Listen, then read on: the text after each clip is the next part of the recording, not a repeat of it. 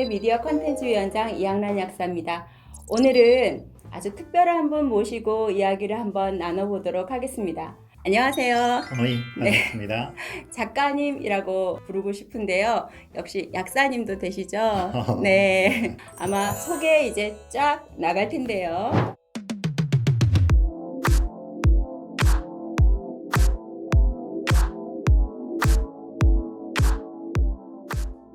네, 25가지 질병으로 잃는 세계사를 가지고 이번에 따끈따끈한 신상책으로 우리 곁에 오신 정승규 작가님 모셨습니다. 안녕하세요. 네, 네. 너무 뵙고 싶었습니다. 저도 많이 만나보고 싶습니다. 네, 사실 지난 2편 내셨을 때 제가 찾아갔었는데 기억하세요? 도서관에 오셨죠? 네. 2편 제목이 인류에게 필요한 11가지 이야기. 인류에게 필요한 11가지 약 이야기. 그죠? 12가지는 첫 번째 편이었죠? 맞습니다. 네네. 그래서 2편 이야기를 좀 전해주실 때 재미나게 들었었거든요. 그래서 이 세계사와 혹은 인문학과 바이오테크놀로지라고 하는 이 약 이야기를 접목시킨 게 아주 흥미로웠어요. 네. 아유, 감사합니다. 네. 사실 저도 약에 대한 전공자이기도 하지만 또 문학을 전공하기도 했던 전직 문과생이기도 해서 더 이런 유대감 같은 것도 좀 느끼기도 했는데요.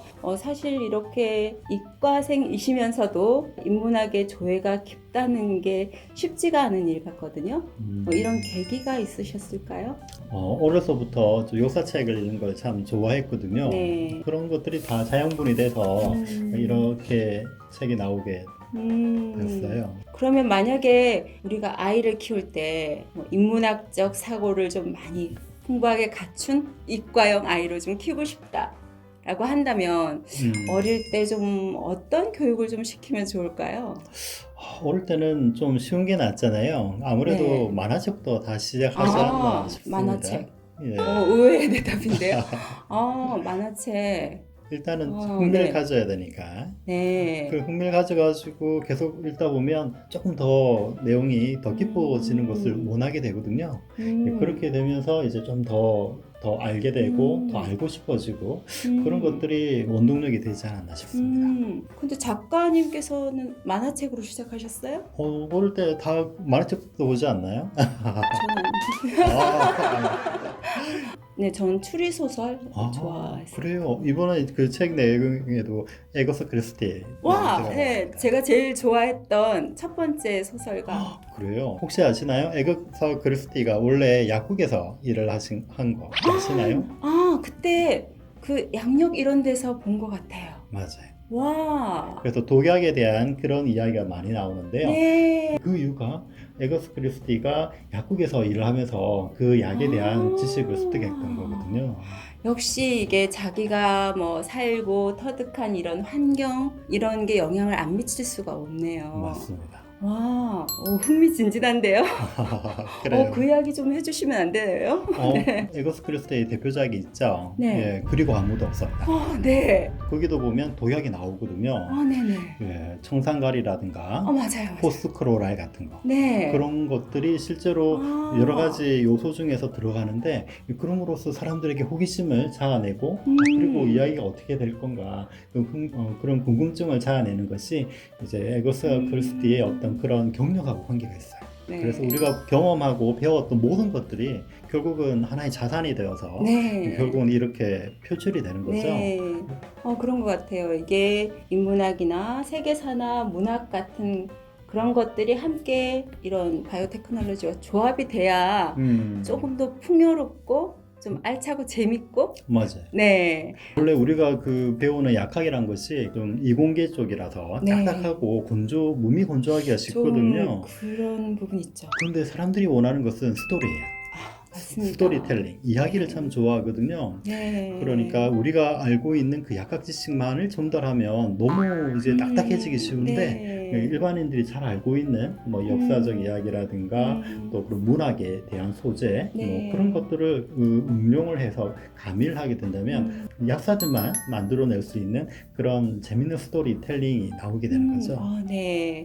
말씀하신 대로 약국에서 일어나는 일들 맞아요. 이런 것들을 이야기화하고 네. 거기에 살을 붙이고 재미를 가해주고 뭐 이런 작업들을 해준다면 에거스 크리스티 못지않은 그런 작품도 기대할 수 있을 것 같습니다. 네. 맞아요. 추리소설 전공은 아니라서.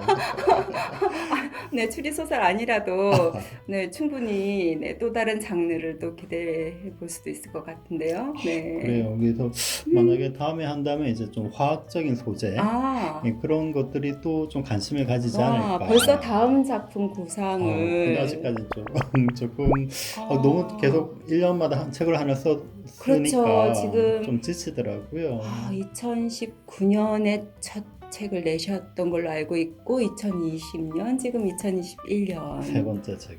정말 대단하세요. 다산의 상징인처럼 다작을 지금 매년 하고 계신데 그렇지만 이게 어쨌든 지금 말씀하신 것처럼 벌써 다음 책을 생각한다면 이런 쪽을 하고 싶다라는 구상도 하시잖아요. 그러니까 제가 이제 대학원 전공을 한 것이 유기합성을 의약품 유기합성을 전공을 했는데요. 네. 그러다 보니까 좀 화학에 관해서 좀 관심이 많이 가서 아무래도 또 자신이 또 배우고 경험한 걸 가지고 활용하게 되잖아요. 네, 그럼요. 그래서 좀 그런 화학에 관한 것을 역사적 어떤 에피소드와 그리고 그 약하고 관계된 것이 가미가 되면 좀 재밌지 않을까.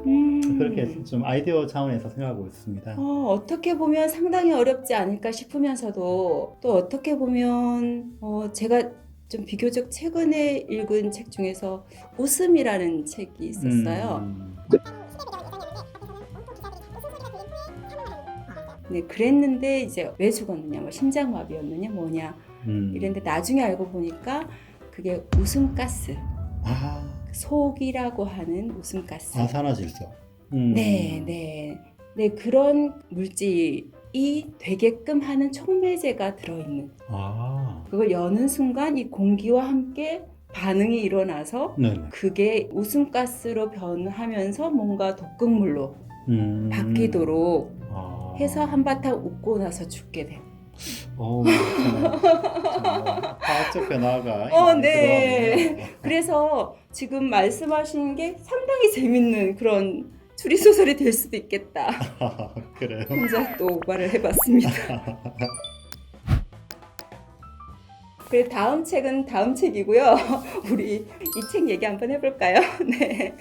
저는 25가지 질병으로 읽는 세계사 이 책 내용 중에서 물론 한 챕터 다 흥미진진했고 사실 뭐 나폴레옹의 이야기도 좀 재밌었고요. 하나는 그거였어요. 또 요즘 아무래도 우리가 뭐 코로나도 겪고 그래서 그런지 이 소독약 이야기 부분 나올 때 빅토리아 여왕 이 이제 수술을 받고 그때 썼던 마취제와 소독약 그 부분이 관심이 좀 많이 가고 흥미롭더라고요. 그 내용 이야기를 조금 그리고 어디서 그런 또 착안을 하셨는지도 사실 좀 궁금하기도 하고. 그래요. 예, 왜냐하면 그 내용은 이제 일본에도 나옵니다. 인류를 구한 12가지 이야기의 마취제 항목이 나오는데요.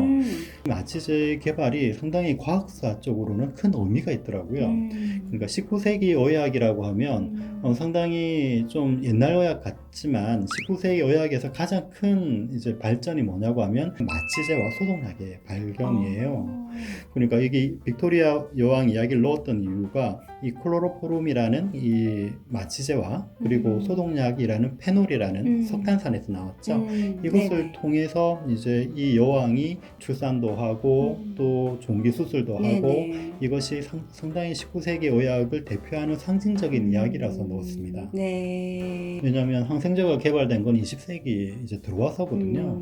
그전에는 어떤 세균이라는 개념도 없고요. 세균이라는 개념이 정립된 것은 파스테르와 코우라는 19세기 말에 들어서 현미경을 통해서 발견됐기 때문에 그전에는 그 병원에서 의사들이 수술할 때 대충 뭐 헝겊으로 닦고 그렇게 함으로써 세균 감염으로 죽는 경우가 참 많았거든요. 그래서 사실 우리가 이제 코로나 이후에 에탄올 이렇게 분무기에 넣어서 맞습니다. 공기에 뿌리고 하는 그런 게 그게 이제 19세기에는 페놀에 해당되는 그렇죠. 것이었다는 거죠. 그죠? 처음에는 이제 페놀 해가지고요. 석탄을 그때는 석탄산. 주로 에너지를 음. 사용하다 보니까 거기서 이제 페놀이 나왔고요. 나중에는 이게 이제 봉산으로 이제 바뀌게 되죠. 이 페놀은 처음에는 쓰다가 나중에는 많이 따갑고 네. 그런 좀 아, 유해한 성분이 네네. 발견됨으로써 바뀌게 되는 계기가 됩니다. 음. 최초로 썼던 사람이 영국 의사 조지프 리스터라는 아, 네네네네. 사람인데요. 우리 약국에 보면 가글이 있잖아요.